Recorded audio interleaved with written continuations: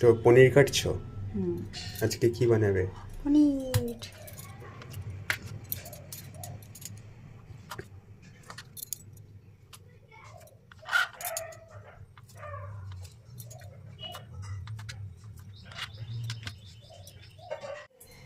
তেলটা গরম করতে দেওয়া হয়েছে, এগুলো পিস পিস করে বাটির মধ্যে কেটে রাখা হয়েছে।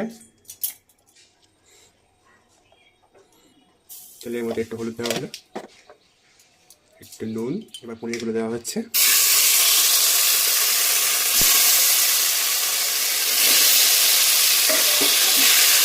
পনিরগুলো বেশ লাল লাল হয়ে গেছে, ভাজা কমপ্লিট। এবার তোলার পালা।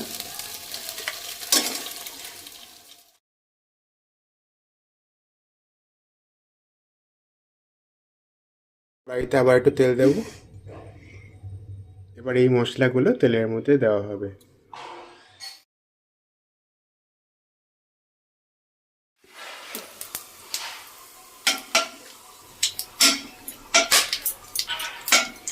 এই বাটাটা তেলের মধ্যে আমরা দেব।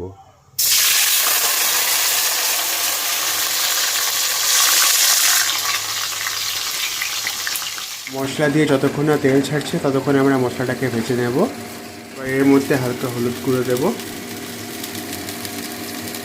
কাশ্মীরি লঙ্কার গুঁড়ো দেবো একটু, জিরে গুঁড়ো দেবো একটু, এবার ধনের গুঁড়ো দেবো। ভালো করে মিশিয়ে দেবো। মশলাটা ভালো করে কষানো হয়ে গেছে, এখন পনির দিয়ে দেবো আমরা। এই ভেজে রাখা পনিরগুলো এখন পনিরটাকে ভালো করে মশলার সাথে মিশিয়ে নেব, তারপর জল ঢেলে ওয়েট করব। তো এখন এই জলটা ঢেলে দেবো।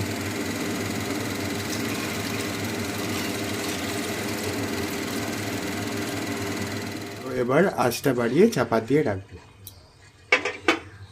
5 মিনিট। মনে হচ্ছে পনির প্রায় তৈরি।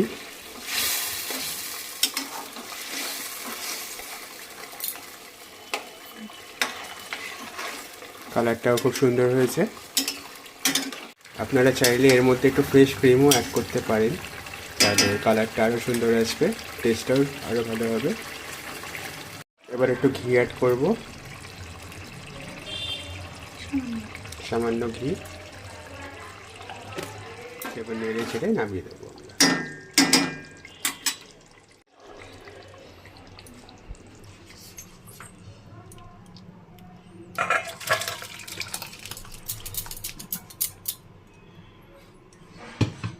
এভাবেই খুব সহজ পদ্ধতিতে আপনারা পনির রান্না করতে পারেন।